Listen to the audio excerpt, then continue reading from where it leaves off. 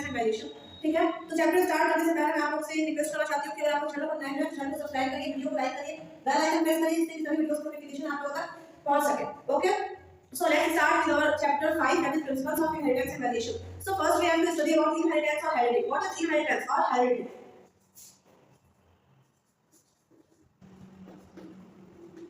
Inheritance or heredity, क्या होता है इनहेरिटेंस और हेरिडिटी? देखिए ये चैप्टर आप लोगों के लिए कोई नया नहीं है, क्योंकि आप इस चैप्टर के बारे में डिटेल स्टडी आपको पहले ही कर चुके हैं क्लास 10th में। ओके, और वीडियो भी अवेलेबल है, आप चेक भी कर सकते हो उसमें, अगर आपको बेसिक नॉलेज चाहिए तो। ठीक है, और वैसे मैं स्टार्ट करेंगे चैप्टर। तो इनहेरिटेंस और हेरिडिटी क्या है? देखिए इनहेरिटेंस और हेरिडिटी क्या है? तो ये ब्रांच ऑफ बायोलॉजी है, ब्रांच ऑफ बायोलॉजी जो किसके बारे में डील करती है? ट्रांसफर ऑफ ट्रेट के ट्रांसफर के बारे में डील करती है। कहां से कहां तक? From one generation to another। ठीक है, इस प्रोसेस को हम कहते हैं या फिर इस ब्रांच ऑफ बायोलॉजी को हम कहते हैं इनहेरिटेंस और हेरिडिटी। ठीक है, डेफिनेशन क्या होती है? हम बात करें जेनेटिक्स, ये वर्ड यूज होता है जेनेटिक्स। तो जेनेटिक्स की डेफिनेशन क्या होती है? जो भी चीजें जीन से आएंगी, सिंपल सी बात है। देखिए सबसे पहले जेनेटिक्स वर्ड को कॉइन किया था बाटसन साइंटिस्ट ने। ठीक है, कॉइन बाय बाटसन साइंटिस्ट ने टर्म कॉइन किया था 1905 में। ये ब्रांच ऑफ बायोलॉजी करती है बायोलॉजिकल सिमिलरिटीज के बारे में, बायोलॉजिकल सिमिलरिटीज के बारे में। देखिए हम लोग के अंदर जो भी कैरेक्टर आए हैं कहां से आए हैं? हमारे पेरेंट्स से आए हैं। ठीक है, देखिए कैरेक्टर्स का दो तरीके से होता है, एक जेनेटिकली क्या होता है और दूसरा इनहेरिटेंटली आता है। तो जैसे कि कैरेक्टर्स इन सेंस ये कि हमें क्या अच्छा लगता है, हमें किस चीज में हम अच्छे हैं, ये चीज पे हम कैसे दिखते हैं, हाइट क्या है, ठीक है, और कलर क्या है, आई कलर क्या है, ईयर लुक्स कैसे हैं, ये सब हेयर कलर, ये सब किससे आता है? जेनेटिकल कैरेक्टर्स होते हैं। ठीक है, जो कहां से आते हैं? पेरेंट्स से नेक्स्ट जनरेशन में। ठीक है, one generation to next, simple आपको इतना याद रखिएगा, पेरेंट्स टू नेक्स्ट जनरेशन। ठीक है, पेरेंट्स से ट्रांसफर हो जाएंगे अगले जनरेशन में, इसी को हम कहते हैं जेनेटिक्स। ओके, सो अब हम पढ़ते हैं foundation of modern genetics. Modern genetics का फाउंडेशन कैसे हुआ? सो let's start discussing about foundation of modern genetics.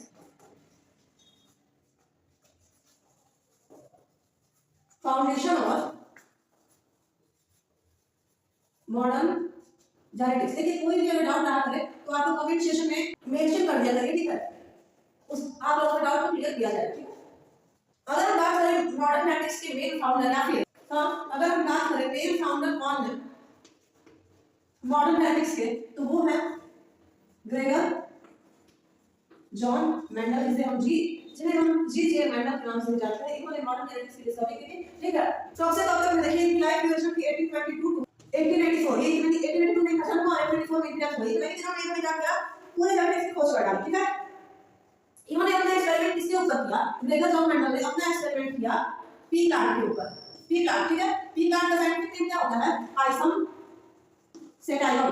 ठीक है, इन्होंने पाइसम सेटाइलम के ऊपर अपनी डिस्कवरी की। ठीक है, और इन्होंने क्यों पी प्लांट में डिस्कवरी की? क्योंकि इसकी जो शॉर्ट लाइफ ड्यूरेशन है, ठीक है, इसकी लाइफ ड्यूरेशन कैसी है? शॉर्ट लाइफ ड्यूरेशन है, यानी कि जल्दी से बड़ा हो जाता है और जल्दी इसमें फ्रूट वगैरह आ जाते हैं। ठीक है, पेस्टिसाइड्स जल्दी ग्रो करने लगती है। ठीक है, इनफैक्ट दूसरा कारण ये था कि एक शॉर्ट लाइफ ड्यूरेशन, उसके ऊपर से दूसरा कारण ये था कि प्लांट को इस तरह करेगा क्योंकि पी प्लांट कैसा पॉलिनेशन करते थे? तो पी प्लांट जो है वो सेल्फ पॉलिनेशन करते थे। ठीक है, इसी वजह से इन्होंने किसको सेलेक्ट किया था? पी प्लांट को सेलेक्ट किया था। ठीक है, और इनका जो एक्सपेरिमेंट था वो फाइनली पब्लिश हुआ था।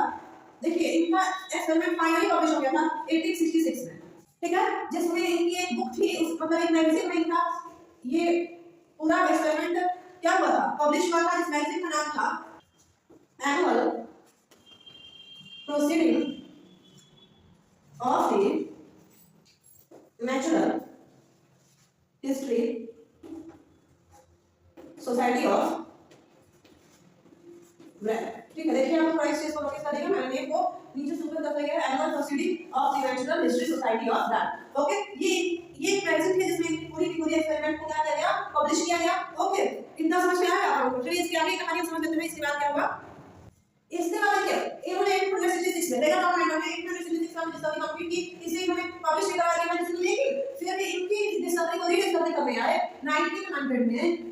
ठीक है, 3 साइंटिस्ट आए, एक दो नहीं बल्कि 3 साइंटिस्ट आए इनकी भी डिस्कवरी को फिर से डिस्कवर करने के लिए, रीडिस्कवरी करने के लिए 3 साइंटिस्ट आए। ठीक है, क्या नाम किए? रीडिस्कवरी करने के लिए। किसकी? Rediscovery of Mendel's discovery. Mendel की डिस्कवरी को रीडिस्कवरी करने के लिए 1900 में 3 साइंटिस्ट आए। ठीक है, सबसे पहले है कार्ल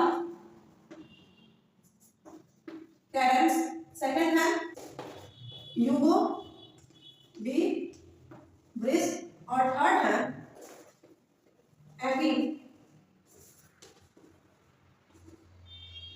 डाशरमा।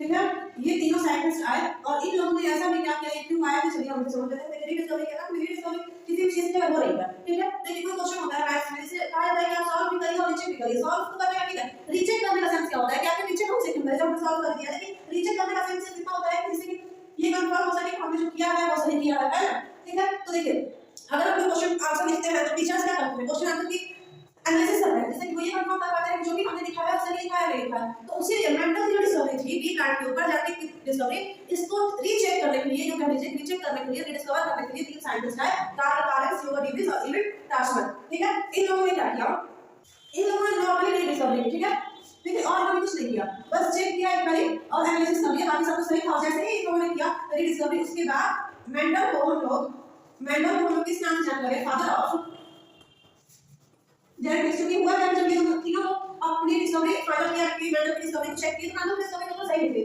जिसकी वजह से मेंडल को फादर ऑफ जेनेटिक्स की भी पोजीशन मिल रही थी। ठीक है, और पूछा जाता है फादर ऑफ जेनेटिक्स के नाम से किसे जानते हैं, तो फादर ऑफ जेनेटिक्स के नाम से किसे जानते हैं, मेंडल को ही जानते हैं। ठीक है, इसके बाद हम समझते हैं सिलेक्शन ऑफ हेरिडिटी कैरेक्टर। आखिर मेंडल ने जो भी सिलेक्शन पी प्लांट किया, तो उसके पीछे कोई ना कोई कैरेक्टर्स तो होंगे, काफी कौन से कैरेक्टर्स हैं जिसकी वजह से मेंडल ने पी प्लांट को सिलेक्ट किया, और ये वजह क्या थी मैंने बता दिया कि उसकी लाइफ साइकिल जो होती है वो शॉर्ट होती है और सेल्फ कोऑर्डिनेटिंग होती है पी प्लांट। ठीक है, लेकिन ये भी जानना जरूरी है कि आपको कौन से कैरेक्टर्स मेंटल ने लिए पी प्लांट के। सो let's start discussing about selection of hereditary characters. Selection of hereditary character. देखिए तुम्हारे कहा जैसे शॉर्ट लाइफ साइकिल होती है पी प्लांट की, तो कितने दिन में कंप्लीट हो जाता है एक पी का प्लांट। ठीक है, मटर का पौधा ज्यादा से ज्यादा 3 महीने में कंप्लीट हो जाता है, इसलिए मैंने ने पी प्लांट को सेलेक्ट किया था अपनी डिस्कवरी के लिए। और तो ये सेल्फ क्वालिटी होती है इसमें होता है, ठीक है, ये सेल्फ क्वालिटी का जाते हैं। ओके, देखिए इन्होंने क्या क्या कैरेक्टर लिए, कैरेक्टर को हम ट्रेट के नाम से भी जानते हैं। ठीक है, क्या कैरेक्टर थे और उस कैरेक्टर में डोमिनेंट कैरेक्टर क्या था।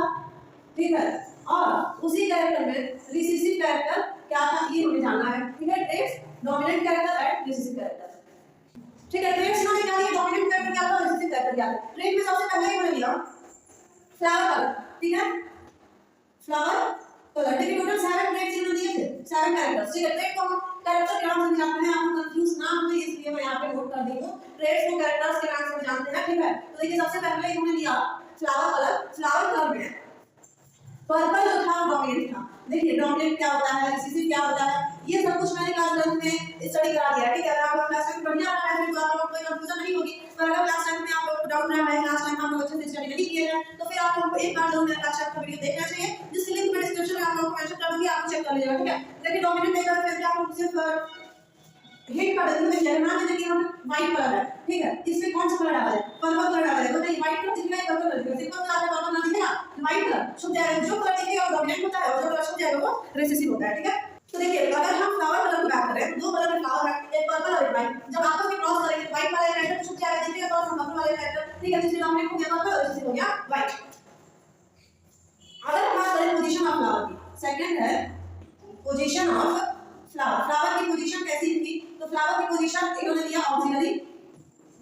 ओके, और टर्मिनल। बताइए ऑक्सिलरी यानी कि एकदम एक्सिस पर कोई फ्लावर है और एकदम नीचे कोई फ्लावर है। ठीक है, एकदम बॉटम में कोई फ्लावर है और टॉप में फ्लावर है, तो बताइए कौन सा फ्लावर आप लोगों को इजीली दिखेगा। सिंपल सी बात है, टॉप वाला फ्लावर तो आप लोगों को इजीली दिखेगा, बॉटम वाला फ्लावर उससे आगे हट जाएगा, है ना, क्लोज करके हम इससे नहीं हो जाएगा। थर्ड कैरेक्टर नोट कर लिया हाइट ऑफ स्टेम।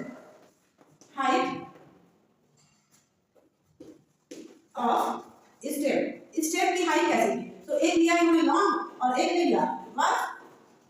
ठीक है, देखिए फ्लावर कलर समझ में आया आपको, like position of flower auxiliary terminal, और वहीं हमें हाइट ऑफ स्टेम या लॉन्ग और डार्क। बताइए अगर कोई एक ऐसा मेटल का पौधा है जिस जो कि थोड़ा लंबा है हाइट में, और कोई ऐसा है जो छोटा है, आप इंसानों में देखिए जिसकी हाइट लंबी होती है, ठीक है, उसके आगे छोटी हाइट वाले क्या होते हैं, छिप जाते हैं। ठीक है, वैसे ही हमें हाइट ऑफ स्टेम लॉन्ग और डार्क फेवरेट करते हैं कि जो डार्क करेगा वो इसी में है, लॉन्ग वाले के आगे छिप जाएगा। ठीक है, फोर्थ लिया इन्होंने पॉड कलर।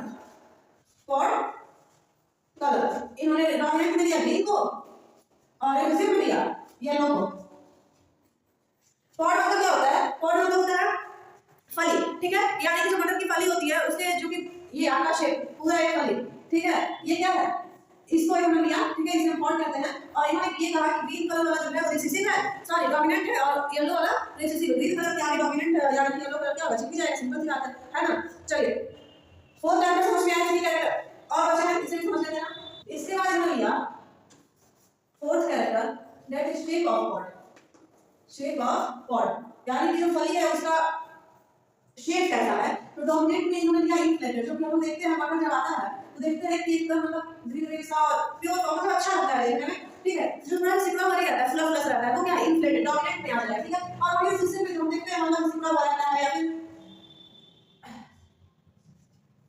या फिर हल्का सा कलर चेंज रहता है, ये तो मतलब बस सूखा सूखा सा लगता है, वो कंस्ट्रक्टिव में आ जाएगा, ठीक है, समझ में आया शेप ऑफ पॉड। इसके बाद हमने लिया शेप टी शेप, 5 कैरेक्टर था, देखिए ये 5 था यहाँ पे शेप ऑफ पॉड और 6 पे इन्होंने लिया पी शेप, पी का शेप, पी नहीं पी के सीड का शेप, ठीक है, यानी कि उसके जो अंदर के जो दाने रहते हैं मटर के दाने उसका शेप कैसा था। तो देखिए एक था जो इन्फ्लेटेड मटर रहेगी उसके अंदर का बीज भी कैसा रहेगा, उसके अंदर के दाने कैसे रहेंगे, राउंड रहेंगे, और दूसरा था वो था रिंग मटर, ठीक है, यानी कि सिकुड़ा हुआ और मुरझाया हुआ सूखा हुआ मटर, ठीक है। सेकंड पे इन्होंने लिया कॉटिलेडन, कॉटिलेडन ही लास्ट कैरेक्टर था, कॉटिलेडन में हमने लिया येलो और ग्रीन, ठीक है, येलो कलर ग्रीन कलर कुछ बढ़ रहा था, ठीक है, बड़ा इनका क्लियर हुआ, selection of identity characters clear हुआ। अब हमें पढ़ना है terminology of genetics, so let's start discussing about terminology of genetics. Terminology of genetics, genetics की टर्मिनोलॉजी क्या है, देखिए एक्सपेरिमेंट के टाइम पे,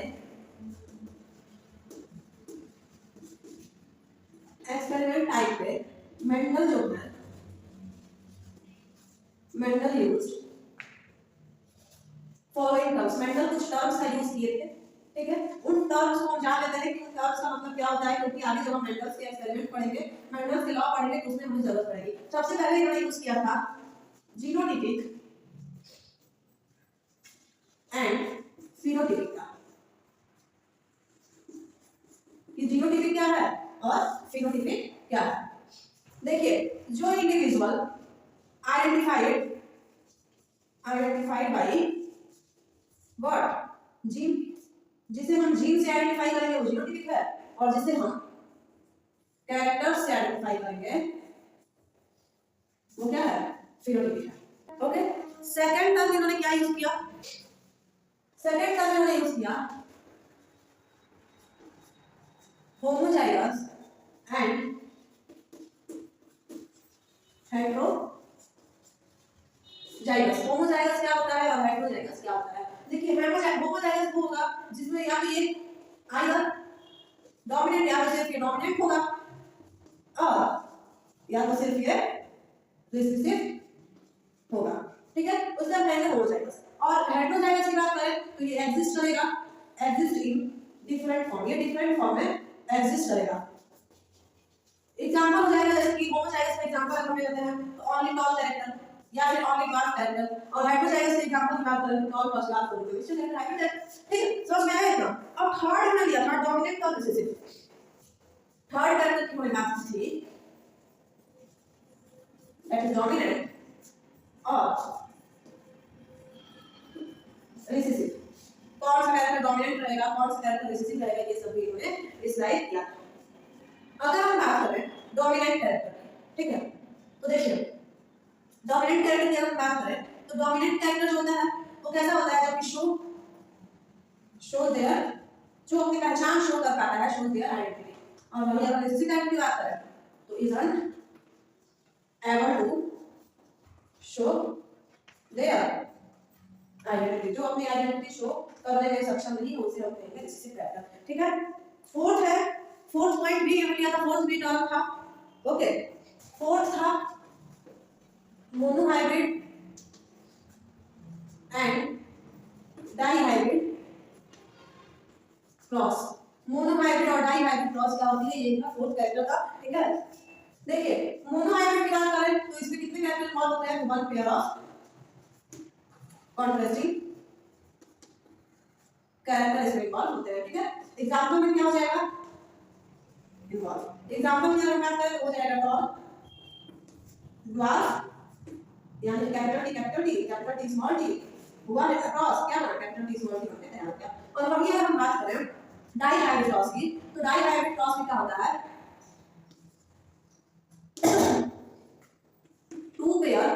two pairs of contrasting characters involve. इसमें दो पेयर कॉन्ट्रास्टिंग कैरेक्टर इन्वॉल्व होते हैं। एग्जांपल की बात करें तो एग्जांपल हो जाएगा राउंड, येलो और रिंकल्ड ग्रीन। ठीक है, round capital R, yellow capital Y, wrinkled की बात करें small R, green capital small Y. ठीक है, जब ये क्रॉस करेगा क्या बनाएगा, capital R small R, capital Y small Y.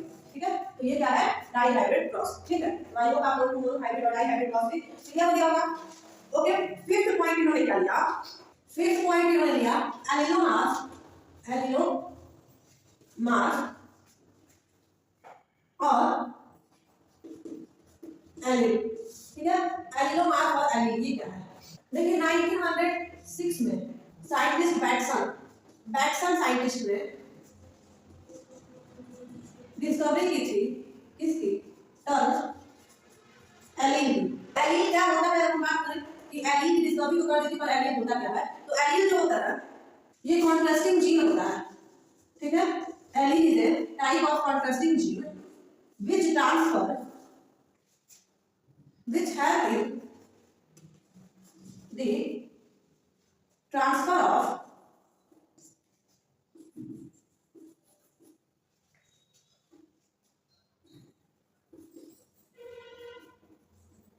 contrasting characters from one generation to another। Clear हो गया, एलिल क्या है। ठीक है, अब 6 पॉइंट का देखिए, ये कुछ पॉइंट ऐसे पेज लिखने में जाना जल्दी है। बाय द वे अब लास्ट पॉइंट पे आ गए हैं, यानी 6 पॉइंट बैक क्रॉस और टेस्ट क्रॉस। ओके, 6 पॉइंट है बैक क्रॉस और टेस्ट क्रॉस। क्या होता है बैक क्रॉस और क्या होता है टेस्ट क्रॉस। देखिए, जब F1 जनरेशन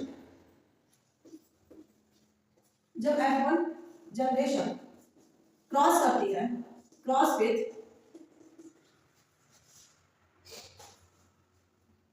पैरेंटल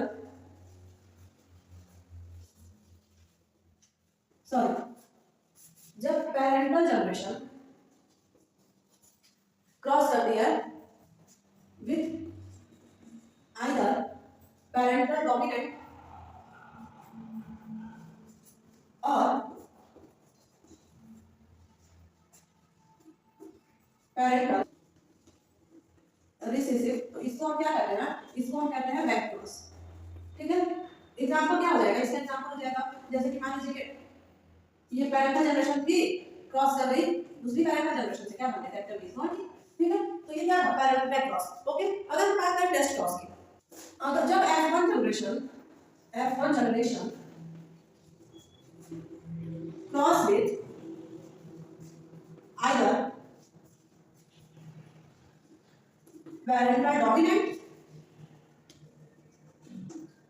और विथ पैरेंटल रिसेसिव, तो उसे हम क्या कहते हैं, उसे हम कहते हैं टेस्ट क्रॉस। ठीक है, इसे हम टेस्ट क्रॉस कहते हैं। इतना क्लियर हुआ। इसका एग्जांपल क्या हो जाएगा टेस्ट क्रॉस का, देखिए ये थी F1 जनरेशन, ठीक है, और ये थी पैरेंटल जनरेशन, क्रॉस कर गई capital T small T, capital T small T, small T small T, small T small T, यही बनेगा ना। तो देखिए यहाँ पे हाइब्रिड का अलग है, प्योर बात। ठीक है, तो ये चीजें आप लोगों को कुछ पॉइंट्स है जो कि आप लोगों को समझना था और अपने माइंड में क्लियर करके रखना था। ठीक है, देखिए एक और चीज आपको ध्यान रखिए कि जितने भी टेस्ट क्रॉस होती हैं वो बैक क्रॉस हो सकती हैं, पर बैक क्रॉस कभी टेस्ट क्रॉस नहीं हो सकती है। टेस्ट क्रॉस जो है वो बैक क्रॉस हो सकती है, लेकिन बैक क्रॉस कभी टेस्ट क्रॉस नहीं हो सकती है। ठीक है, ये हो सकती है टेस्ट क्रॉस बैक क्रॉस है, बैक क्रॉस टेस्ट क्रॉस कभी नहीं है। ठीक है, इस चीज को आप लोगों को अपने माइंड में सेट कर लेना है। So now we have to study about genome क्या होता है। जीनोम तो जीनोम क्या होता है? जीनोम जो होता है वो हैप्लॉइड सेट होता है, haploid set of chromosome. Chromosome के हैप्लॉइड सेट को हम कहते हैं जीनोम। और ये जीनोम जो होता है वो इनहेरिटेबल होता है, inheritable from one generation to another. एक जनरेशन से दूसरे जनरेशन में इनहेरिट कर सकते हैं, ट्रांसफर होता है। कौन सी लोग? अगर हम सिंबलाइजेशन प्राप्त करें तो मेंडल्स ने कैसे कैसे सिंबलाइज किया था टर्म्स को, सिंबलाइजेशन। तो देखिए सबसे पहले अगर हम बात करें पी की, तो पी अगर हम बात करें पी1 मतलब पैरेंटल जनरेशन होगा। उसके बाद अगर हम बात करें F1 की, तो F1 मतलब होता है फर्स्ट फिलियल जनरेशन। फिर आता है F2 जिसे हम कहते हैं second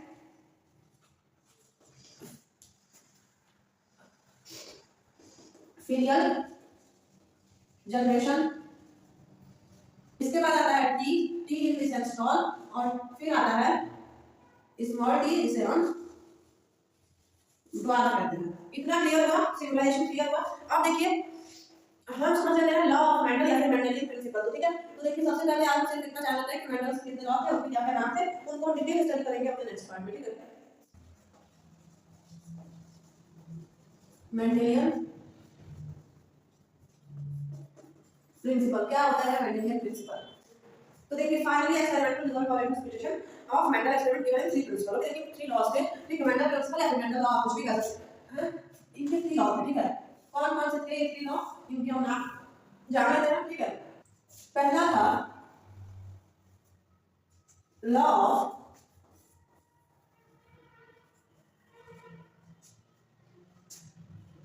dominance. Second one is law of segregation जिसे हम law of purity of gamete, purity of gamete, या फिर law of splitting of gene के नाम से भी जानते हैं। ठीक है, थर्ड होता है लॉ ऑफ इंडिपेंडेंट असॉर्टमेंट। ये सब किसके लॉज थे बताइए? ये सब लॉज हैं मेंडल्स के। ठीक है, सबसे पहले हमें कौन सा लॉ स्टार्ट करना है? सबसे पहले हमें पढ़ना है law of dominance. Law of dominance ये मेंडल का क्या है? पहला लॉ है, लॉ ऑफ डोमिनेंस। इसमें मेंडल ने क्या बताया? ये फर्स्ट लॉ है। ठीक है, इसमें मेंडल ने ये बताया था कि सिर्फ डोमिनेंट कैरेक्टर जो होता है वो अपने आप को शो कर पाता है। ठीक है, डोमिनेंट कैरेक्टर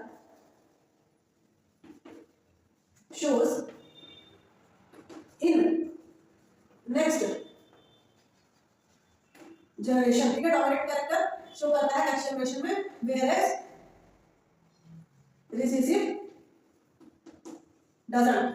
ठीक है, डोमिनेंट कैरेक्टर अपने आप को नेक्स्ट जनरेशन में शो कर देता है, बल्कि जो रिसेसिव होता है वो अपने आप को शो नहीं करता है। Out of two contrasting allelomorphic character only one expresses itself in an individual, it is known as dominant gene। Okay, जो भी डोमिनेंट कैरेक्टर, लेकिन जो भी अपने आप को शो करता है डोमिनेंट जीन ही शो करता है। ठीक है, तो उसे हम कहेंगे डोमिनेंट जीन। ठीक है, और इस लॉ को क्या कहते हैं? Law of dominance. समझ गए? Dominant character shows in next generation whereas recessive doesn't। Okay, जैसे कि देखिए इसमें क्या होता है पैरेंटल जनरेशन में। ठीक है, पैरेंटल जनरेशन में एक टॉल प्लांट था और एक ड्वार्फ प्लांट था। ठीक है, एक टॉल प्लांट और एक ड्वार्फ प्लांट, दो तरीके के प्लांट थे। ठीक है, अब मान लीजिए टॉल वाले को ऐसे लिखते हैं कैपिटल टी, ड्वार्फ प्लांट है स्मॉल टी। ठीक है, जब ये एक दूसरे से क्या करेंगे? फ्यूज करेंगे तो कैपिटल टी स्मॉल टी, इधर करेंगे कैपिटल टी स्मॉल टी, इसके साथ कैपिटल टी स्मॉल टी, इधर क्या होगा? Capital T small T. देखिए फोर यहाँ पे आपके F1 जनरेशन वाले, फोर F1 जनरेशन में क्या है ना? ये क्या है? F1 जनरेशन कितनी बनी? 4 बनी। कैसी बनी? टॉल बनी। ठीक है, और F1 जनरेशन टॉल है, लेकिन कैसी टॉल है? तो हाइब्रिड टॉल है। देखिए प्योर टॉल हम उसे कहेंगे जिसके पास कैपिटल टी हो, प्योर ड्वार्फ हम उसे कहेंगे जो किसी स्मॉल टी हो।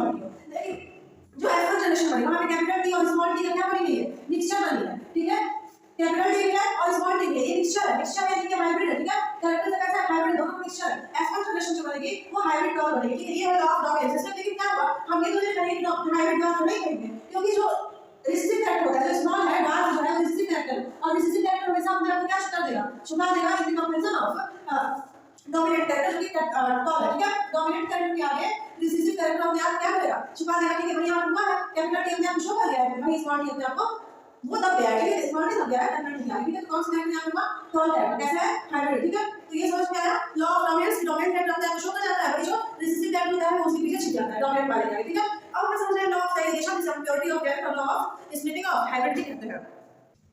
Second one is law of segregation. देखिए जैसे कि हमें पता है कि इसके और भी दो नाम है, तो मुझे नहीं लगता है कि इसे नोट करने की जरूरत है, क्योंकि आप लोगों को नाम पता ही है, जैसे कि मैंने आप लोगों को नोट भी कराया है। लॉ ऑफ सेग्रीगेशन होता है, लॉ ऑफ गैबिट होता है, प्योरिटी ऑफ गैबिट, ओके, और law of splitting of hybrid. देखिए इसमें क्या होता है ना, when a pair of contrasting character are brought together in a hybrid, this factor do not mix up or simply incidental element together and separate at the same time of garbage formation। इसमें क्या होता है कि देखिए सबसे पहले क्या होगा कि P1 जनरेशन थी। देखिए सबसे पहले इसमें होता क्या है कि कैरेक्टर्स होते हैं ना, वो हम ये कह सकते हैं कि सेपरेट कर जाते हैं, ठीक है। क्या कर जाते हैं ना, सेपरेट कर जाते हैं। थोड़ा नाम समझिए इसमें होता क्या है, ठीक है। देखिए सबसे पहले क्या है कि P1 जनरेशन थी, ठीक है। P1 जनरेशन थी, एक पेरेंट कौन थे और एक पेरेंट्स द्वारा थे, ठीक है।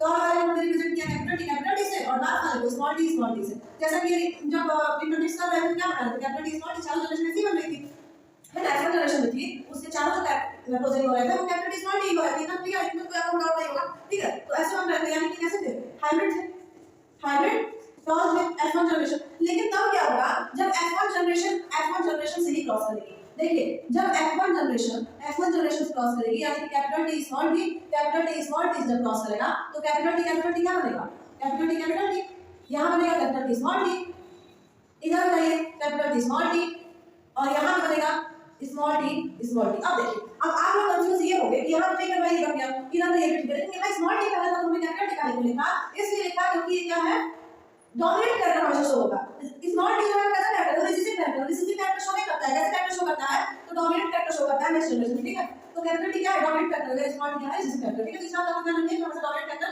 आगे बढ़ते हैं, डोमिनेट कैरेक्टर ये नेक्स्ट जनरेशन में शो करता है, ठीक है। अब देखिए ये प्लांट कैसा था, ये F2 जनरेशन बन गई, ठीक है। 4 F2 जनरेशन यहां पर कितने आ गई, अब बताइए ये प्लांट कैसा है, ये प्लांट है टॉल, कैसा टॉल है, प्योर टॉल है ना।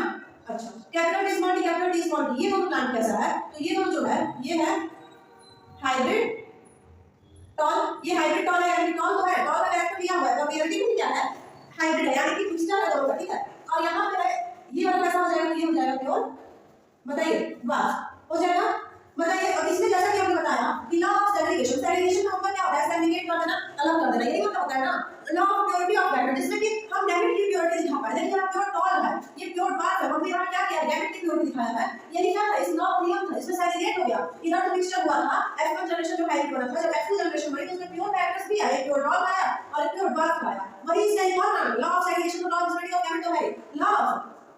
देखिए स्प्लिटिंग की स्प्लिट हो रहा है, प्योरिटी समझ में आई, प्योर टॉल प्योर बात और सेग्रीगेशन भी यहाँ पे अलग अलग होगा, ठीक है। तो ये क्या है, इस लॉ का ये नियम है, ठीक है। समझ में आया इतना। देखिए एक और चीज आप यहाँ पे नोट कर लीजिएगा कि इस रेशियो, इसमें जैसे फिनोटाइपिक और जीनोटाइपिक की हम बात की थे, अगर हम बात करें फिनोटाइपिक रेशियो की, ठीक है। देखिए अगर हम बात करें फिनोटाइपिक रेशियो की, तो जैसा कि फिनोटाइपिक मतलब क्या होता है, जो दिखने में कैसा है, ठीक है। तो देखिए ये भी टॉल है, ये दोनों भी टॉल है, भले ही ये दोनों हाइब्रिड टॉल है, लेकिन प्लांट है टॉल है ना, कैरेक्टर ले रखे हैं सिर्फ बात का, लेकिन रियलिटी में क्या है, रियलिटी में टॉल है, टॉल कितने हो गए 3 और बात सिर्फ कितना है 1, ठीक है।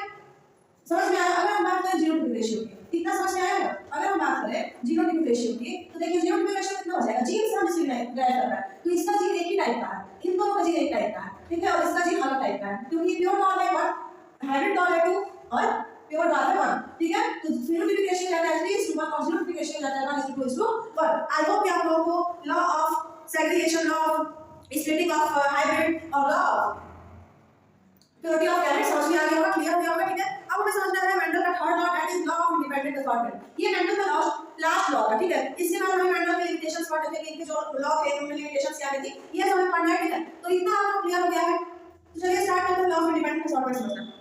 थर्ड लॉ है मेंडल का थर्ड लॉ, जिसे हम स्टडी कर रहे हैं, लॉ ऑफ इंडिपेंडेंट असॉर्टमेंट। देखिए अगर आप लोग 10th में अच्छे से पढ़े होंगे, 10th आप लोग का क्लियर होगा, तो मुझे नहीं लगता है कि मुझे आप लोगों को ये सब बताना चाहिए, क्योंकि आप लोगों को ये सब पहले से क्लियर होगा अगर आप लोग 10th पढ़े होंगे तो। अदरवाइज फिर तो आप लोग समझ रहे हैं 10th आप लोग क्लियर नहीं है, या फिर आप लोग अच्छे से पढ़ रहे नहीं पढ़े, तो फिर तो आप लोग 10th देखिए ये टॉपिक जो है ना 10th क्लास नहीं है, तो आप लोग को ये सब समझना पड़ेगा। अगर आप 10th में पढ़े होंगे तो आप लोगों के लिए बेटर रहेगा, टाइम कंज्यूमिंग सही रहेगी आपका टाइम मैनेजमेंट, ठीक है। देखिए लॉ ऑफ इंडिपेंडेंट असॉर्टमेंट में क्या होता है, हम लोग 2 पेयर ऑफ कॉन्ट्रास्टिंग फैक्टर लेते हैं, ठीक है। देखिए जैसे कि P1 जनरेशन थी, इसमें थोड़ा सा आप ध्यान रखिएगा, P1 जनरेशन थी जो कि राउंड थी और येलो थी, एक राउंड और येलो, और दूसरा हम लेते हैं रिंकल्ड और ग्रीन, ठीक है। ये दो जनरेशन की P1 में 2 पेरेंट्स हैं, राउंड येलो है और एक रिंकल्ड ग्रीन है, ठीक है। हुआ क्या कि राउंड को हम लोग कैपिटल आर से लिखते हैं और येलो को कैपिटल वाई कैपिटल वाई से, ठीक है। और रिंकल्ड को हम लिखते हैं स्मॉल आर से और ग्रीन को स्मॉल वाई से, ठीक है। होता क्या है इसमें कि देखिए आप कितनी भी बार आप क्रॉस करा देख लीजिए, कैपिटल आर को आप स्मॉल आर से कराएंगे तो कैपिटल आर स्मॉल आर बनेगा, कैपिटल वाई को स्मॉल वाई से कराएंगे तो कैपिटल वाई स्मॉल वाई बनेगा। चाहे आप कितनी भी बार क्रॉस करा कर देखें, रिजल्ट आपका क्या आएगा, एक ही आएगा, ठीक है। इसलिए हम लोग इसे बार-बार नहीं कराएंगे, सिर्फ देखिए हम इतना यहाँ पे नोट कर रहे हैं कि कैपिटल आर मतलब जब ये रिएक्शन ये सब आपस में क्या क्रॉस किए तो capital R small R capital Y small Y बनके तैयार हो गया। चाहे तो इसे क्रॉस करके देख सकते हैं, इनफैक्ट मैंने क्लास में इसे क्रॉस करके दिखाया भी है, तो अगर आप लोगों को डाउट हो रहा है या फिर कोई कंफ्यूजन है तो आपको क्लास का वीडियो बनाना चेक आउट कर लीजिए, ठीक है। तो हेरिटेज चैप्टर है, आप लोग चेक आउट कर लीजिए क्लास का, अगर कोई डाउट है तो वैसे तो आपको डाउट नहीं चाहिए तो आप समझ में आ जाएगा। आई होप कि आप लोग क्लास में क्लियर रहा, ठीक है। तो देखिए यहां पे जो कैरेक्टर्स बन गए कैसे बने, राउंड के बने और येलो के बने ना, लेकिन कैसे बने हाइब्रिड, क्यों, क्योंकि रिंकल्ड और ग्रीन दोनों की कैरेक्टर्स आ गए थे, यानी कि 100% राउंड येलो के कैरेक्टर बन गए, बने ना, ठीक है। और एक छोटी सी बात सुनिए, कैपिटल आर स्मॉल आर का कैपिटल वाई स्मॉल वाई का, इन सबको जब हम सेल्फ क्रॉस कराते हैं, ठीक है, ये कैसा क्रॉस हुआ, यहाँ पे डाई हाइब्रिड क्रॉस हुआ, बाकी के जो पीछे के लॉस थे उसमें कैसा क्रॉस हुआ था, तो उसमें मोनो हाइब्रिड क्रॉस हुआ था, इसमें कैसा क्रॉस हुआ, इसमें डाई हाइब्रिड क्रॉस हुआ। यहाँ पे हम कराते हैं सेल्फ क्रॉस, देखिए क्योंकि ये जो जनरेशन बनी, ये जनरेशन बनी, इसके गैमेट्स में हम खुद में सेल्फ क्रॉस कराते हैं, ठीक है, जिससे कि गैमेट्स क्या बने, कैपिटल आर कैपिटल वाई, ठीक है, एक ये गैमेट बना, उसके बाद क्या बनेगा, कैपिटल आर स्मॉल वाई, फिर small R capital Y, capital small R small Y. अब आप मुझसे ये पूछेंगे कि यहाँ पे कैपिटल वाई का होना चाहिए, हाँ तो नहीं ऐसा नहीं होता, देखिए कैरेक्टर तो वो राउंड का था ना, ठीक है, ये एक कैरेक्टर था और ये एक कैरेक्टर था, तो इसलिए हम कैरेक्टर्स को चेंज नहीं कर सकते, ठीक है। अगर कैरेक्टर सेम रहता ना तब फिर हम जरूर चेंज कर सकते थे, ठीक है। तो इतना आप ध्यान रखिए कि जब कैपिटल आर कैपिटल वाई से क्रॉस किया तो कैपिटल आर कैपिटल वाई बनाया, कैपिटल आर स्मॉल वाई से क्रॉस किया कैपिटल आर स्मॉल वाई बनाया, capital small R capital Y से small R capital Y, small Y से स्मॉल आर स्मॉल वाई। इतना आपको क्लियर हो गया तो मुझे लगता है कि इसमें कोई डाउट नहीं। लेकिन मेन कहानी अभी लॉ ऑफ इंडिपेंडेंट असॉर्टमेंट की बाकी है, जिसमें हमें पूर्ण स्क्वायर चार्ट बनाना है। अब आप कंफ्यूज होंगे कि पूर्ण स्क्वायर चार्ट क्या है, तो देखिए फिलहाल आप सिर्फ इतना जान रहिए कि एक मैं यहाँ पर चार्ट बनाऊंगी, ठीक है। एक यहाँ पे चार्ट बनेगा 16 स्क्वायर्स का या फिर 16 कॉलम्स का, जिसमें आप लोगों को मैं चार्ट के हेल्प से आप लोगों को समझा दूंगी और आप इतना समझिएगा ये क्या है, पूर्ण स्क्वायर चार्ट है, पूर्ण स्क्वायर बोर्ड है। अब इसके बारे में डिटेल पूर्ण स्क्वायर बोर्ड क्या होता है, इसकी डिस्कवरी किसने की, क्यों की, क्या जरूरत थी, ये सब कुछ भी मैं आपको बताऊंगी इसी चैप्टर में बताऊंगी, लेकिन आगे के टॉपिक्स में, ठीक है। सबसे पहले हम पूर्ण स्क्वायर चार्ट बना करके चार्ट बना करके इंडिपेंडेंट असॉर्टमेंट को समझ लेते हैं आगे के प्रोसेस। सबसे पहले इतना समझ में आ गया कि आपकी जनरेशन थी लॉस की, ये कौन सी जनरेशन बनी, F1 जनरेशन बनी, ठीक है। कोई कुछ ही कौन सी जनरेशन बनी, F1 जनरेशन, ठीक है। F1 जनरेशन के आप गैमेट्स से बात को कंफ्यूज कीजिए, गैमेट्स बनते हैं, इतना आप ध्यान रखिए कि गैमेट्स को यहां पे नोट कर लेंगे ताकि आप लोगों को समझ में आता रहे। कैपिटल आर कैपिटल वाई ये गैमेट है, एक है कैपिटल आर स्मॉल वाई, दूसरा क्या तीसरा है स्मॉल आर कैपिटल वाई और चौथा स्मॉल आर स्मॉल वाई, ये आप ध्यान रखिएगा, ठीक है। अब आगे हम चलिए F2 जनरेशन वाला शुरू करते हैं। इसके ज्योमेट्रिक और फिजिकल रेशियो को देखिएगा कि इसके ज्योमेट्रिक और फिजिकल रेशियो कितने तेजी से चेंज हो जा रहा है। So firstly we have to draw a board that I call Punnett square board, but you don't know about anything about Punnett square board.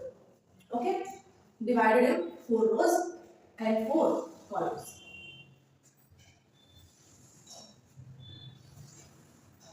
Okay, exam में अक्सर पूछता है ये पुन्नेट स्क्वायर बोर्ड जो है, एग्जाम में अक्सर पूछता है, तो आप इसे ध्यान से समझिएगा, ठीक है। ये है आपका पुन्नेट स्क्वायर बोर्ड। अब देखिए यहाँ पे हमें गैमेट्स नोट करना है। सबसे पहले दो गैमेट्स हम इधर और इधर भी नोट कर लेते हैं। सबसे पहले क्या है, कैपिटल आर कैपिटल वाई, फिर capital R small capital Y और स्मॉल आर स्मॉल वाई, ठीक है। उसके बाद है capital R capital Y, capital R small Y, small R capital Y और स्मॉल आर स्मॉल वाई। अब इन्हें हमें क्रॉस कराना है, ठीक है। आप कुछ भी मान लीजिए ये मेल पैरेंट है, फीमेल पैरेंट है, या फिर फीमेल पैरेंट है और मेल पैरेंट है, अपनी मर्जी से कुछ भी इसे मान सकते हैं, ठीक है। चलिए अब देखिए हम इसे क्रॉस कराते हैं। कैपिटल आर क्या हो जाएगा, ठीक है, और कैपिटल वाई, समझ में आया कैसे हुआ है, ठीक है। आगे समझिए क्लियर हो जाएगा। Capital R capital Y small Y, capital R small R और कैपिटल वाई, समझ में आ गया। कैसे फिल करना है? अब देखिए कैपिटल आर स्मॉल आर और कैपिटल वाई स्मॉल वाई, ठीक है। इधर देखिए कैपिटल आर यहाँ क्या है, कैपिटल वाई और कैपिटल सॉरी स्मॉल वाई और कैपिटल वाई। सबसे पहले आप कैपिटल वाई लिखेंगे बाद में स्मॉल वाई, ठीक है। इस चीज का आपको ध्यान रखिएगा। सेम जब कोई कैरेक्टर रहे ना तो उसका कैपिटल वाला यानी डोमिनेंट पार्ट हम पहले लिखते हैं और दूसरी पार्ट बाद में लिखते हैं, ठीक है। तो देखिए उसके बाद क्या हो जाएगा, कैपिटल आर स्मॉल वाई। अब तो आप क्लियर हो गए, तब आप इसको खुद भी फिल कर सकते हैं, पर मुझे एक्सप्रेशन निकालना है, मुझे फिल करना ही पड़ेगा, ठीक है। कैपिटल आर स्मॉल आर और small capital Y small Y, okay. Same capital R small r small y and then capital R small r capital Y capital Y, capital R small r capital Y small y, small r capital Y small r capital Y small I, capital R small r capital Y small y, ठीक है। capital R small y small y, small r capital Y small y और small R small Y small, ठीक है। थोड़ा सा भी आपको में मिस्टेक हुआ ना तो आपका रेशियो तुरंत चेंज हो जाएगा, ठीक है। इसलिए आपको इसमें ध्यान रखना, नोटिस अच्छे से ध्यान केंद्रित करिए, बढ़िया, ठीक है। कंसंट्रेशन आपका लेवल बढ़ाइएगा, ठीक है। अब देखिए कैपिटल आर और सबसे पहले हम लिखते हैं कैपिटल आर कैपिटल वाई। ये क्या है, राउंड है और येलो है, यही है ना। अच्छा फिर स्मॉल आर और स्मॉल वाई, देखिए इधर वाला ये बोर्ड है ना, ये अलग से, ठीक है। कैपिटल ये आपके इस बोर्ड से बिल्कुल रखा है, ये हम बस अपने माइंडसेट के लिए जरूर कर रहे हैं, ठीक है। कैपिटल आर स्मॉल वाई का मतलब राउंड है और रिंकल्ड नहीं है, क्या है, ग्रीन है, येलो नहीं है, ग्रीन है, ठीक है। स्मॉल आर कैपिटल वाई की बात करें तो ये रिंकल्ड है, ठीक है, और कैसा है, येलो है।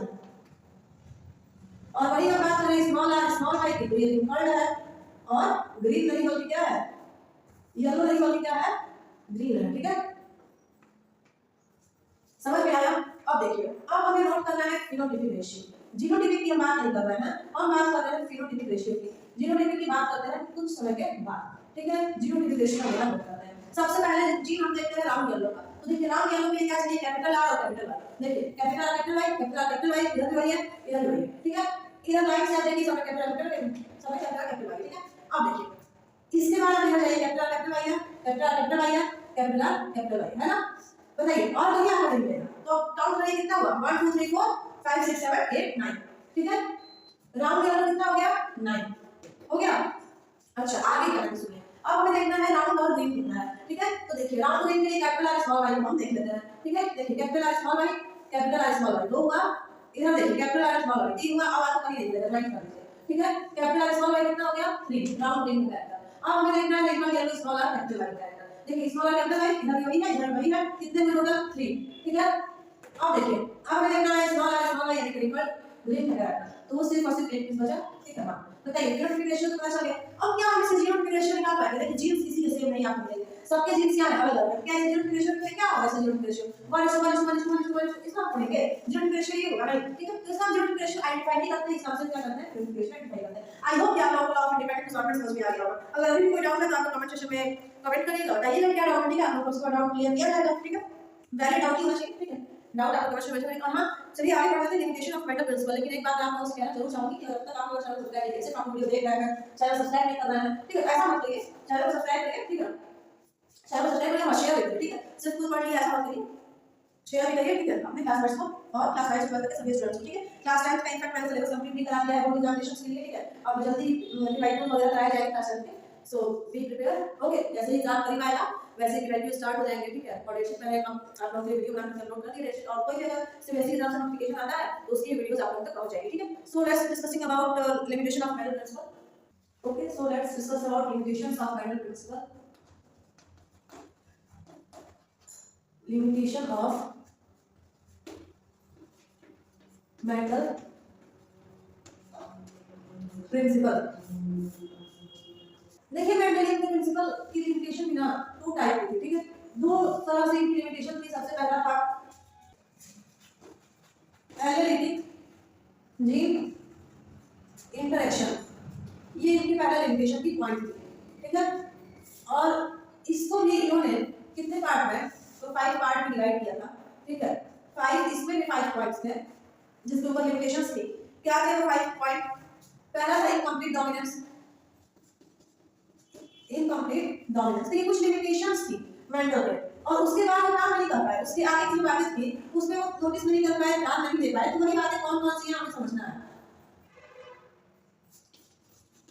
सेकंड है कोडोमिनेंस, थर्ड है लेथर्जी, फोर्थ है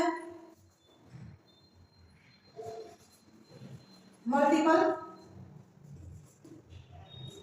एलेलिज्म, और फिफ्थ है पेलियोट्रोपिक जीन। ठीक है, और अगर हम सेकंड की बात करें तो ये है, देखिए फर्स्ट समझ में आया, फर्स्ट में इतने सब चीजों के बारे में समझना है। सेकंड है नॉन एनालिटिक जीन इंटरेक्शन। ठीक है, नॉन एनालिटिक जीन इंटरेक्शन, इसको इन्होंने कहा कि ये भी 4 पार्ट में है। ठीक है, इनकी लिमिटेशन मतलब इन्होंने कहा, पता किया गया कि इनकी लिमिटेशन इस पे भी 4 पार्ट में डिवाइडेड है। First one is epistatis,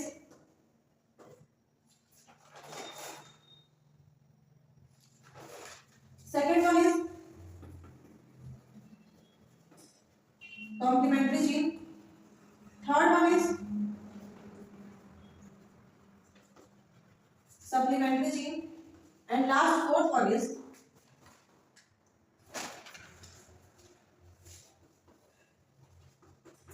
quantitative gene interaction.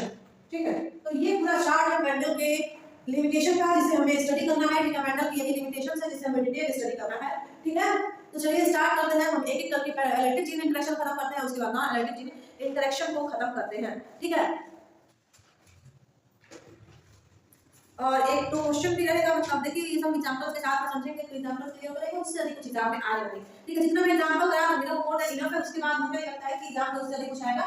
ठीक है, तो आप लोग एक बार वीडियो को देख लीजिए, और हाँ बस देखना नहीं है, समझना भी है, समझ लीजिए, उसके बाद आप अपना एग्जाम क्लियर हो ही जाएगा। ठीक है, कोई प्रॉब्लम नहीं आएगी। ठीक है, तो चलिए स्टार्ट करते हैं। सबसे पहले एनालिटिक जीन इंटरेक्शन के बारे में समझना। ठीक है, जो कि कुछ 5 पार्ट में है, incomplete dominance, codominance, lethal gene, multiple alleles, pleiotropic gene. ठीक है, ये सभी है। तो सबसे पहले हम स्टार्ट करेंगे इनकम्प्लीट डोमिनेंस के बारे में स्टडी करना। सो let's start discussing about incomplete dominance. So first one is analytic gene interaction. ठीक है, जिसमें सबसे पहले पॉइंट क्या था, हमें स्टडी करना है incomplete dominance. Incomplete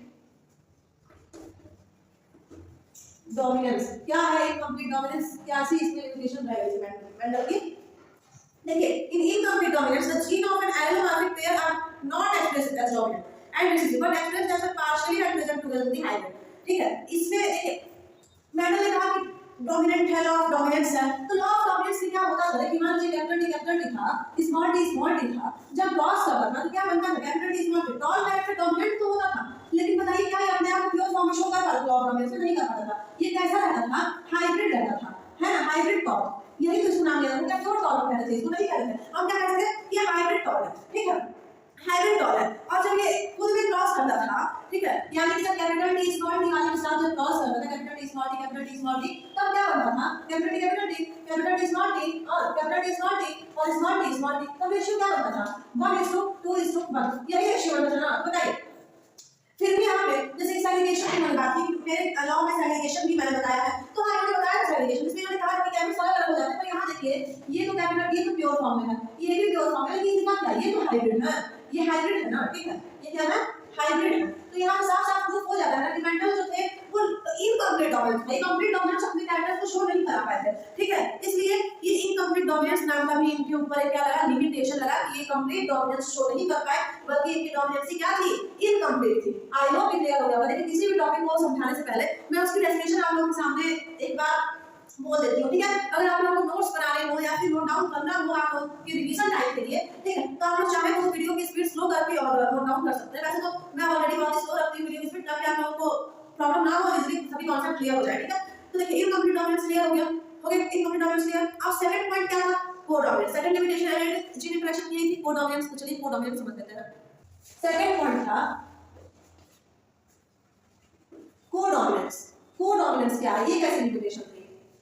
So the allele which are able to express themselves independently when present together are called codominants. ठीक है, for example skin colour of eyes, वो एलील जो कि एबल हो अपने आप को एक्सप्रेस करने के लिए, ठीक है, यानी कि हम ये नोट कर सकते हैं एक ऐसे एलील जो कि क्या है, able to express themselves in next generation how independently, ठीक है, जो आजादी से अपने आप को नेक्स्ट जनरेशन में शो कर पाते हैं, वैसे एलील मतलब वही क्या होते हैं, कोडॉमिनेंट्स। मतलब देखिए किसी के ऊपर डिपेंड नहीं होते, ठीक है, जैसे कि मेंटल नहीं क्लियर नहीं है, मेंटल ने कहा था कि डोमिनेंसी तो जरूरी है, डोमिनेट तो रहता है, लेकिन बात ये है कि डोमिनेट मतलब मेंटल इस तरह कि डिपेंडेंट हो रहता है, ठीक है, कितना भी जनरेशन जाए डिपेंडेंट रहेंगे, लेकिन बात ये भी है कि बिना डिपेंडेंट रहे कि अपने आप को शो कर जाने क्या है, कोडॉमिनेंस के एग्जांपल क्या आ जाएगा, स्किन कलर ऑफ माइस, चूहे के स्किन का कलर, ये है इसका एग्जांपल कोडॉमिनेंस का। ठीक है, कोडॉमिनेंस भी समझ में आ गया। अब थर्ड लिमिटेशन है आर्टिफिशियल इंटरेक्शन की क्या थी, लीथल जीन। लीथल जीन क्या है, थर्ड लिमिटेशन थी लीथल जीन। ठीक है, फर्स्ट टाइम लीथल जीन को किसने एक्सप्लेन किया था, explain by L neuro scientist. L neuro scientist ने सबसे पहले लीथल जीन को क्या किया था, एक्सप्लेन किया था। इसमें क्या होता है कि two dominant gene expression at generation that these dominant gene responsible for the lethality of that generation. Okay, देखिए कोई भी डोमिनेंट जीन अगर अगले जनरेशन में शो कर रहा है, ठीक है, तो वो लेथैलिटी वही डिनोट करता है। लेथैलिटी कैसे लेथैलिटी कैसा होना चाहिए, ठीक है, जैसे कि देखिए इसमें एग्जांपल लेते हैं माइस का। ठीक है, क्या होता है कि एक ब्राउन माइस का और एक एल्बिनो माइस का। ठीक है, ब्राउन को हम कहते हैं कैपिटल वाई और एल्बिनो माइस को स्मॉल वाई स्मॉल वाई। हम आपसे कौन सी बनाते हैं, capital Y small Y. Character कैसा आया, कैरेक्टर आ गया ब्राउन माइस का, आया ना। अब देखिए जब ये क्रॉस करिए कैपिटल वाई स्मॉल वाई से और कैपिटल वाई स्मॉल वाई से, लेकिन ये ब्राउन क्या था, ब्राउन ये हाइब्रिड था। ठीक है, इतना काम किया इसमें बना के ठीक है, कैपिटल वाई समझिए अनेक करेंगे क्या बनेंगे, capital Y small Y capital Y small Y और स्मॉल वाई ये बनेगा। तो देखिए डोमिनेंसी से देखते हैं, देखिए ये कैपिटल वाई है ना, ये नाम से माइस कैसा है, डाई करेगा। ठीक है, ये नाम है कैपिटल वाई स्मॉल वाई, ये एगोटिक है। एगोटिक इन सेंस कैसे, एगोटिक मतलब जो कि तीनों मिक्सचर ब्राउन रेड का मिक्सचर। ठीक है, और वही स्मॉल वाई कैसा रहेगा, स्मॉल वाई एल्बिनो रहेगा, एल्बिनो माइस। ठीक है, क्लियर हुआ इतना। अब देखिए यहां पे जो रेशियो बना, अब यहां पे जो रेशियो बना, स्मॉल वाई रेशियो क्या लिखते हैं, 1:1 या 3:1 क्या रेशियो लिखना, लेकिन यहां पे 0 देखो क्या लिखना, रेशियो क्या रहेगा, 0 और 0 दोनों रेशियो क्या रहेगा, 2:1। बताइए ऐसा रेशियो रहेगा क्योंकि ये माइस ट्राई कर रहे हैं, कैपिटल वाई माइस ट्राई कर रहे हैं। ठीक है, माइस कौन सा है, एगोटिक वाला 2 थे, तो यहां 2 लिखा गया और ये एल्बिनो का 1 लिखा गया, मतलब 0 को एल्बिनो का रेशियो बन जाएगा। ठीक है, तो ये चीज डिसाइड नहीं कर पाए थे, हां मैं तो ये लिमिटेशन थी। ओके, थर्ड लिमिटेशन समझ में। फोर्थ लिमिटेशन है multiple allelism. Fourth one is multiple allelism. ये क्या है, मल्टीपल एलिज्म क्या है, ये कैसी लिमिटेशन की मैटर थी, आइडेंटिटी इंटरेक्शन में इसमें क्या बताएगा, when more than two any form of real type of located on same locus in a given pair of chromosomes they are known as composed series of multiple alleles. multiple alleles में found in blood group. okay, blood group inheritance देखिए होता क्या है ना कि जैसे blood group A है, ठीक है, यहाँ पे हम नोट करते हैं blood group और यहाँ पे हम नोट करते हैं इसके allele. Allele in the sense क्या, जीन। ठीक है, तो देखिए जब किसी कैटेगरी में एक सेल ब्लड एक सेल जीन हो, एलील हो, उसे मल्टीपल एलिमेंट कहेंगे, बात क्लियर है, कोई कंफ्यूजन नहीं होगी। ठीक है, अब सुनिए देखिए ब्लड ग्रुप ए है, तो ब्लड ग्रुप ए का एलिल जीन क्या होगा, एक तो आई ए होगा और एक आई ओ होगा। ठीक है, देखिए आई होगा बहुत सारे जिसमें आई ए का लिखेंगे, उसको कहेंगे आई, इसको कहेंगे अल्फा लिखता है, अल्फा उसमें आपको कुछ बताइएगा बात है कि साइड से लिखता है। ब्लड ग्रुप ए का समझ में आया। अच्छा कितने ब्लड ग्रुप होते हैं, टोटल 4, हम यहां पे 4 बना लिए बॉक्सेस। ठीक है, अब देखिए ब्लड ग्रुप बी क्या होता है, बी का क्या होता है, आई बी और आई ओ। ठीक है, ब्लड ग्रुप ए बी की बात करें तो ए बी का क्या हो जाएगा, आई ए और आई बी। ठीक है, और ब्लड ग्रुप ओ की बात करें, ब्लड ग्रुप ओ क्या हो जाएगा, आई ओ। ठीक है, समझ में आया, क्लियर हुआ इतना। अभी क्वेश्चन की हेल्प से हम कॉन्सेप्ट को समझेंगे। ठीक है, इतना तो आपको क्लियर हो गया होगा, इसमें कोई डाउट नहीं है ना। ठीक है, तो इस चीज को आप नोट कर लीजिए। ठीक है, इस चीज को आप नोट कर लीजिए। ओके, सबसे पहले क्वेश्चन है female blood group is A and male blood group is A, what is the possibility of blood group inheritance. ठीक है, अगर फीमेल जो है उसका ब्लड ग्रुप क्या है, ए है, मेल का ब्लड ग्रुप की बात करें, मेल का ब्लड ग्रुप बी है, तो बताइए कि पॉसिबल जो प्रोजेनी आएगी, प्रोजेनी उस प्रोजेनी का ब्लड ग्रुप क्या होगा। तो उसके लिए हमें सबसे पहले क्या करना है, ए का क्या होता है, आई ए आई ओ, और मेल का क्या होता है, एन बी का आई बी आई ओ। ठीक है, इसे क्रॉस कराते हैं सबसे पहले। देखिए आई ए आई ओ, कौन है ये, फीमेल। ठीक है, ओके, यहां पे हम नोट करते हैं मेल आई बी आई ओ। ठीक है, अब इनको क्रॉस कराते हैं, आई ए जो है जब जाकर आई बी से क्रॉस करेगा क्या बनेगा, आई ए आई बी, यही बनेगा। अच्छा आई ए जो है वो आई ओ से क्रॉस करेगा क्या बनेगा, आई ए और आई ओ। ठीक है, आई ओ जब जाकर के आई बी से क्रॉस करेगा तब क्या बनेगा, सब बनेगा आई B I O.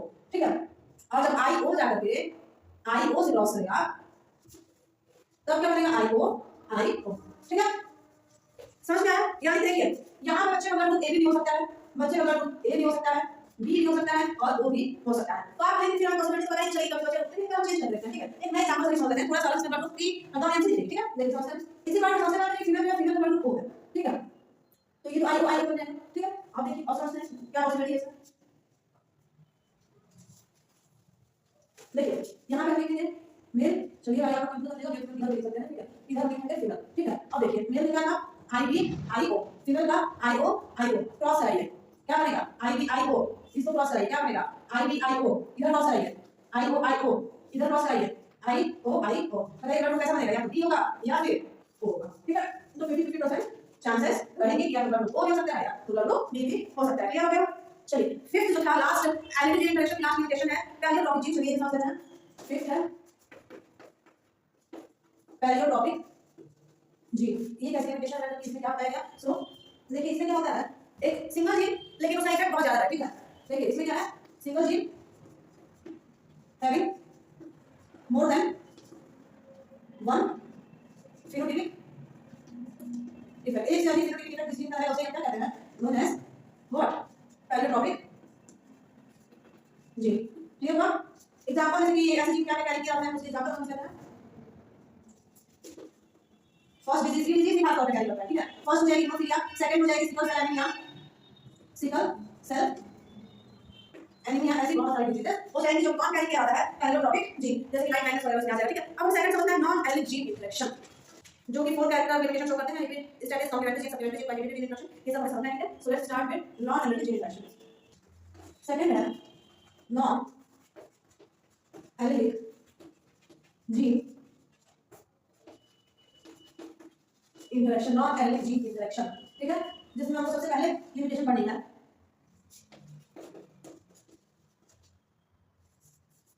EP status की देखिए EP status क्या है, when one pair of allic gene interaction check out the other gene allic interaction, ठीक है। देखिए one gene interaction क्या करता है, चेक आउट करता है, check out the another gene interaction, तो इसे हम कहते हैं हाइपोस्टेसिस, ठीक है। और वही जहां पे ये चेक कर रहा है, चेक के बाद क्या कर जाए,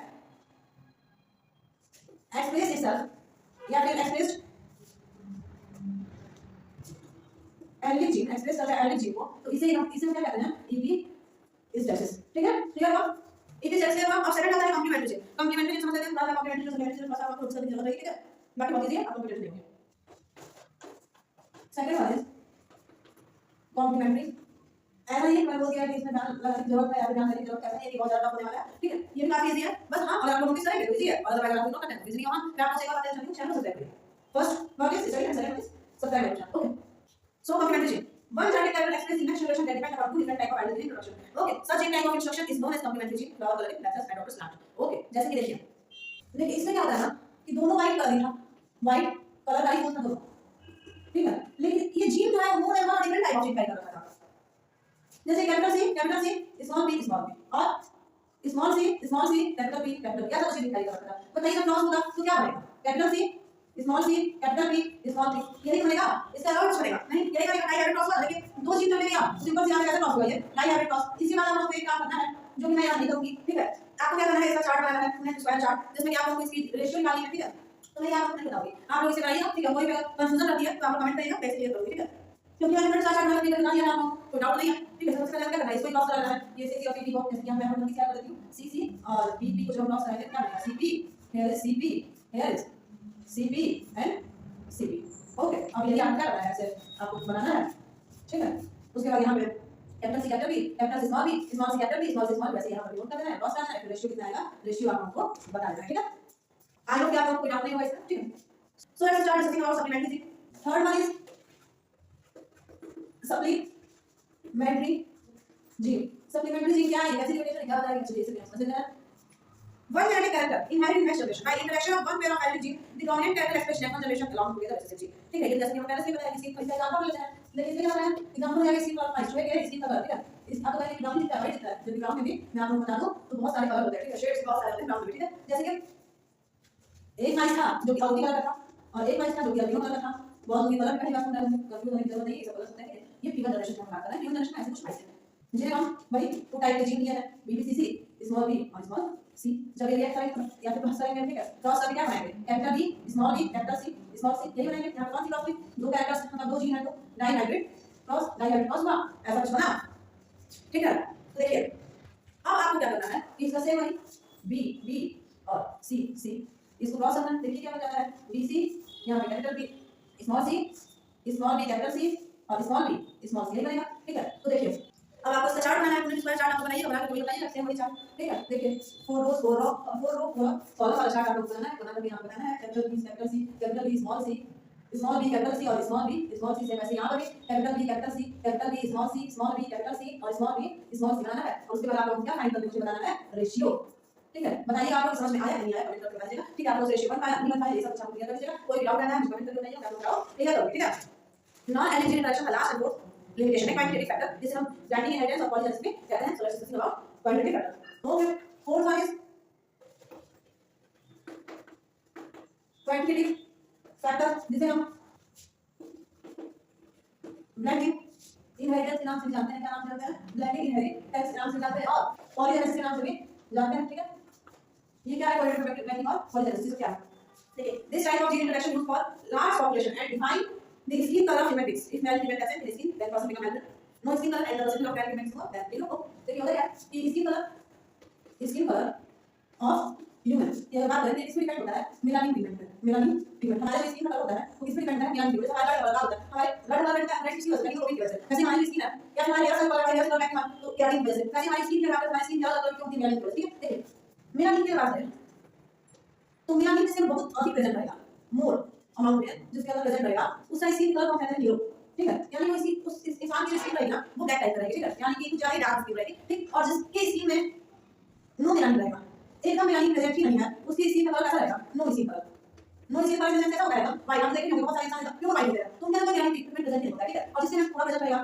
वो थोड़ा मतलब फेयर रहता है वो थोड़ा और रहेगा वो ब्राउनिश टाइप रहता है और तो डार्क ब्राउन टाइप का नहीं होता है तो ये फेयर जाते हैं ये ब्राउनिश टाइप हो जाते हैं और इधर डार्क ब्राउन तो अलग टाइप के लोग हैं सबका स्किन कलर वैरी करता है ठीक है ऐसा है पूरी फैमिली स्किन कलर एक टाइप का है तो अलग है ठीक है वैसे इसमें क्रॉस रहना है तो आपको यहाँ से प्रॉब्लम हो जाएगी ठीक है क्रॉस आने जगह टेट्रा लीजिएगा कि निकल लीजिएगा लो आपको ए और बी लीजिएगा और एक लेकिन इसमें नो स्किन कलर राइट करने से मैं कहता है ठीक है तो आप इसको लीजिएगा स्मॉल बी क्रॉस करने क्रॉस कर लाइक हम तो एग्जैक्ट उसके बाद आप लोग पूरे डिस्कस करना है कोई प्रॉब्लम नहीं बताइए ठीक है अब देखिए हम पढ़ना है पेडिग्री एनालिसिस पेडिग्री क्या है पेडिग्री एनालिसिस हम पढ़ लेंगे सो let's start discussing about pedigree analysis pedigree आपको पेडिग्री की फुल फॉर्म समझिएगा ठीक है आप बायोलॉजी पढ़ना है पेडिग्री एनालिसिस ठीक है तो दोनों काफी अंतर होता है ठीक है इसलिए हम पेडिग्री एनालिसिस क्या है ये है पेडिग्री एनालिसिस लेकिन एक बात आप ध्यान रखिएगा कि ये टॉपिक बिना एग्जांपल के विदाउट एग्जांपल समझ में नहीं आएगा ठीक है तो मैं क्या करूंगी एक एग्जांपल यहां से आप लोगों को समझाने की करूंगी और एक्स्ट्रा कोई एग्जांपल जो है उनके क्वेश्चन को मैं एक्स्ट्रा कोई एग्जांपल क्वेश्चन को मैं नोट करूंगी ठीक है आप लोग आंसर नहीं पूछ लेगा मैं चैप्टर के एंड में मतलब चैप्टर के अंत वीडियो की स्टार्ट इस वीडियो पार्ट में मैं इस वीडियो पार्ट में मैं से मेंशन करूंगी कैप्चर कर लीजिएगा और से सॉल्व करने को पूछेगा कोई प्रॉब्लम नहीं क्वेश्चन मेंशन करेगा आपको डाउट नहीं होगा हम माइंड आउट नहीं पूछेगा तो क्वेश्चन कैसे सॉल्व करना है वीडियो क्वेश्चन सही सॉल्व करेगा एक आप मुझे क्वेश्चन है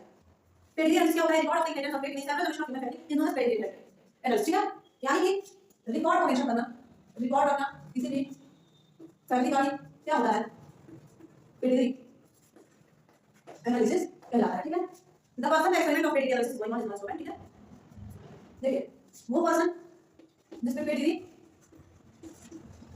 एनालिसिस होता है उसे हम कहते हैं प्रोबेंट देखिए प्रोबेंट होता है क्या देखने लिखना तो अगर प्रोबेंट मेल है तो इसे हम कहेंगे प्रोबेसिटी यानी कि प्रोबेंट प्रोबेसिटी और अगर प्रोबेंट फीमेल है तो उसे हम कहेंगे प्रोबेसिटा ठीक है थोड़ा सा अंतर समझ आएगा मतलब कंफ्यूज नहीं होगा ये बहुत यूजफुल है इसको क्या सॉरी है कोर्स और सॉल्व कर ठीक है यूजफुल ये होता है useful to analyse chromosome as well as genital disorder ठीक है ये सब एनालिसिस करने के लिए इसकी जरूरत है पेडिग्री एनालिसिस ठीक है तो चलिए देखिए इसको सिंबल्स होते हैं उन सिंबल्स को हम समझ लेते हैं ओके सिंबल्स आप बात करेंगे आप देखिए कुछ भी आप पढ़ा रहे हैं उनसे नोट डाउन करते रहिए आपका कंफ्यूजन क्लियर हो जाएगी अदरवाइज आपको नहीं होता है इसे देखना है कि फॉर्मल इंग्लिश स्टडी का मेन पढ़ाई हो जाएगा आपका किसी चीज को नोट डाउन करके तो नोट करिए तो समझ आएगा ठीक है इनसे सिंबल्स की बात करें तो हम सिंपल सा एक ऐसे बॉक्स बना लेते हैं तो ये बॉक्स किसको रिप्रेजेंट करता है मतलब बॉक्स का मतलब क्या होगा ये मेल है ठीक है अगर हम सर्कल ड्रा करते हैं तो सर्कल का मतलब क्या है ये फीमेल है। और अगर हम ये बर्फी शेप ठीक है इस टाइप का अगर हम ड्रॉ करते हैं तो इसे हम कहेंगे कि ये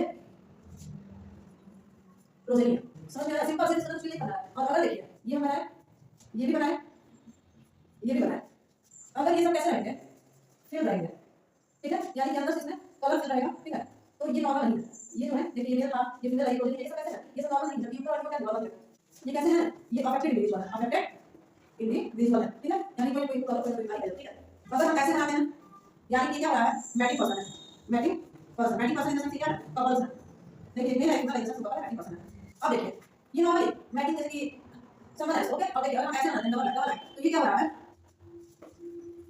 मैटिंग बिटवीन रिलेशन, यानी देखिए कुछ कास्ट में मतलब कुछ रीजंस में ऐसा होता है, बिल्कुल समझ जाओ क्या फिर में क्या होता है, कभी क्या होता है कि रिलेशंस में ही जब शादियां हो जाती हैं, ठीक है, तो रिलेशन में जब शादी हो जाती है तो ऐसा उसका हम सिंपल ड्रॉ करते हैं कि इसका मतलब क्या होता है कि mating relation, mating relation, relation में मैटिंग, ठीक है, जिसे हम कॉन्सोजिनियस मैटिंग के नाम से भी जानते हैं, ठीक है। इतना क्लियर है कि और कुछ सिंपल से इसको ड्रॉ कर लेते हैं, जैसे कि यहां पे मैटिंग हुई कि मेल था, मेल की मैटिंग हुई फीमेल से, ठीक है। उसके बाद ये क्या बनाया जा रहा है, यहाँ पे फीमेल है और यहाँ पे मेल है, यानी बताइए ये क्या है, पैरेंटल चाइल्ड, पेरेंट्स क्या है, बच्चे हैं, ठीक है, ये हमने क्या है। अच्छा अगर हम ऐसा बना देते हैं तो सिंपल सी बात है, पेरेंट्स है, एक ही बच्चा है और वो भी क्या है, पेरेंट जो चाइल्ड है, अफेक्टेड है, चाइल्ड अफेक्टेड है, ठीक है, पेरेंट्स इज अफेक्टेड चाइल्ड, हम कर सकते हैं, ठीक है ना। अब देखो कि एग्जांपल समझने की कोशिश करते हैं। ओके फ्रेंड्स, हम एग्जांपल के बेसिस पे हम मेडिसिन समझ लेंगे, एग्जांपल कैसे कैसे एग्जांपल क्या करते हैं, ये सब समझ लेंगे, एग्जांपल को मेडिसिन को और ऐसा नहीं किया हम समझने का एग्जांपल से कुछ टाइम समझ लिया, ठीक है। सो एक फीमेल है, ठीक है, एक लड़की है जिसे कोई भी बीमारी नहीं है, कैसी है वो, नॉर्मल है, नॉर्मल फीमेल है, उसकी शादी होती है किससे, एक लड़के से, और वो लड़का जो है वो भी नॉर्मल मेल है, यानी कि उसे कोई भी बीमारी नहीं है। लेकिन कहानी में ट्विस्ट क्या है, कहानी में ट्विस्ट ये है कि यहाँ पे बैठे हैं फीमेल के पापा, ठीक है, वो फीमेल के फादर जो है इनको क्या है, बीमारी है, ठीक है। ये कौन है, फीमेल्स फादर, इस लड़की के ये पापा है, फादर है, जिन्हें क्या है, बीमारी है, कौन सी, कलर ब्लाइंडनेस बीमारी, ठीक है, कलर ब्लाइंडनेस बीमारी है। ये कुछ ऐसा बनाना गलत हो जाएगा, यहाँ कैसे ड्रॉ कर देते हैं दैट इनके फादर को बीमारी है, ठीक है। अब बताइए इसके जो बच्चा बच्ची होंगे टोटल, देखिए सिंपल सी बात है, जब फीमेल और मेल का क्रॉस होता है तो यहाँ क्या बनेगा, फीमेल बनेगी, यहाँ क्या बनेगा, मेल बनेगा, यहाँ फीमेल बनेगी और यहाँ मेल बनेगा, यही होता है 50% मेल और 50% फीमेल, यही चांसेस होती है, या तो लड़का लड़के का होगा या फिर लड़की का होगा, यही चांस होती है। देखिए समझ में यहाँ पे 4 जनरेशन बनेगी, ठीक है।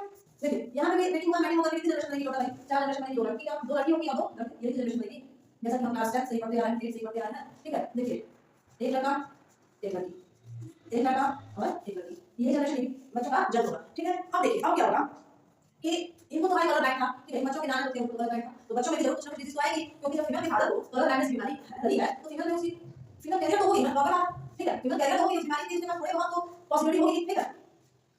तो एक लड़का क्या होता है, वो लड़का कलर ब्लाइंड रहता है, ठीक है, मतलब कैरियर आता है, ठीक है, मतलब कलर ब्लाइंड मान सकते हैं। जो लड़का होता है पहला हम लोग का जो चाइल्ड है वो कलर ब्लाइंड मेल है, ठीक है। वही जो अगली बच्ची है सेकंड चाइल्ड वो क्या है, नॉर्मल है, ठीक है, नॉर्मल फीमेल है, ओके। फिर थर्ड चाइल्ड की बात आती है तो थर्ड चाइल्ड बिल्कुल क्या है, नॉर्मल है, नॉर्मल मेल। और फिर फोर्थ चाइल्ड की बात आती है, फोर्थ चाइल्ड बिल्कुल नॉर्मल है, ऐसा नहीं कि इसको कोई क्या है कैरियर, ठीक है।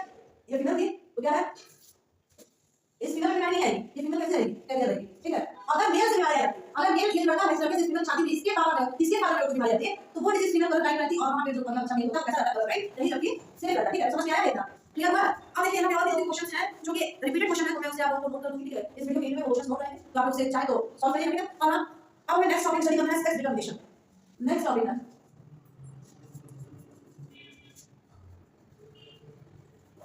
सेक्स डिटरमिनेशन, ठीक है। तो चलिए इस टॉपिक के बारे में